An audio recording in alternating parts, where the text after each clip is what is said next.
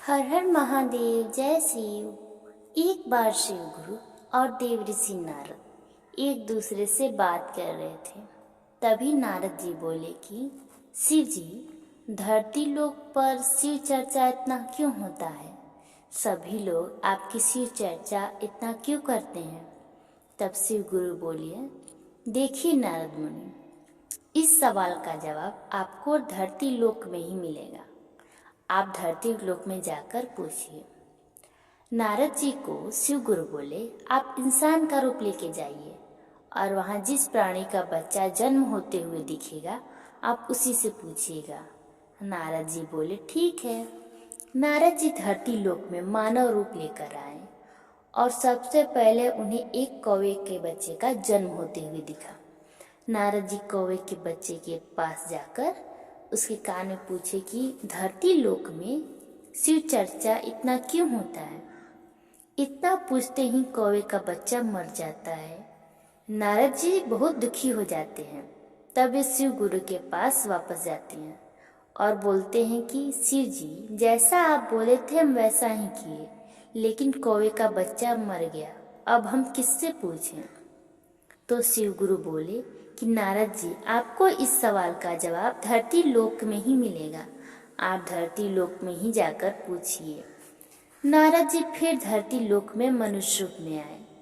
इस बार उनको एक कुत्ते का बच्चा पैदा होते हुए दिखा।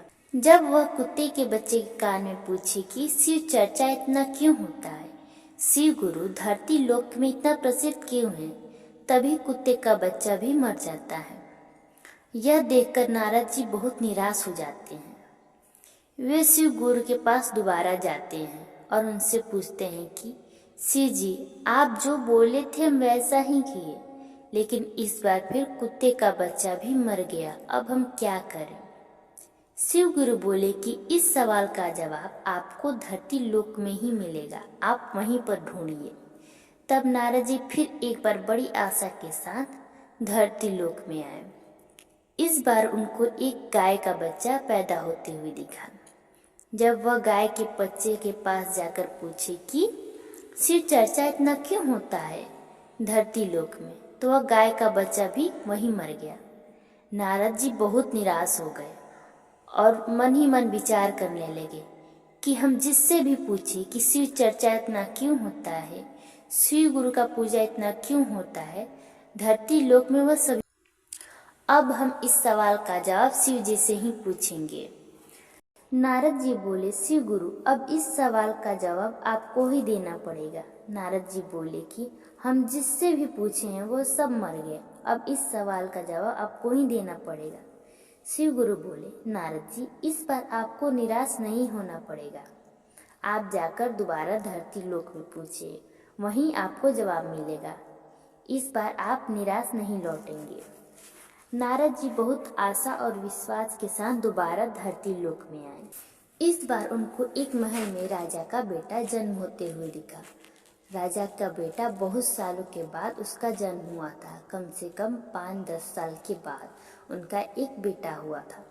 इसीलिए राजमहल में बहुत भीड़ और बहुत धूमधाम हलचल भी थी। सभी लोग राजा के बेटे को देखने के लिए इच्छुक थे। राजा के दरवाजे पर सैनिक पहरा दे रहे थे। तब नारद जी एक ऋषि मुनि का रूप धारण करके राजमहल के पास पहुंचे और दरवाजे पर आए।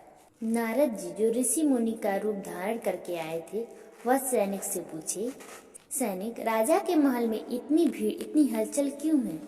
सैनिक बोले कि आपको नहीं पता कि राजा का बेटा बहुत सालों बाद हुआ है, इसीलिए इतनी भीड़ है। ऋषि मुनि बोले कि क्या मैं भी राजा के बेटे को देख सकता हूँ? मुझे भी इसको देखना है। सभी सैनिक ऋषि मुनि को मना करने लगा और वहां से जाने के लिए कहने लगे। ऋषि मुनि नहीं माने और वहीं पर खड़े हो गए। सैनिकों ने विवश होकर राजा जी को बुलाया और बोले, राजा जी, आपके दरबार में एक ऋषि मुनि आए हुए हैं और वे बच्चे को देखने के लिए बहुत जिद कर रहे हैं।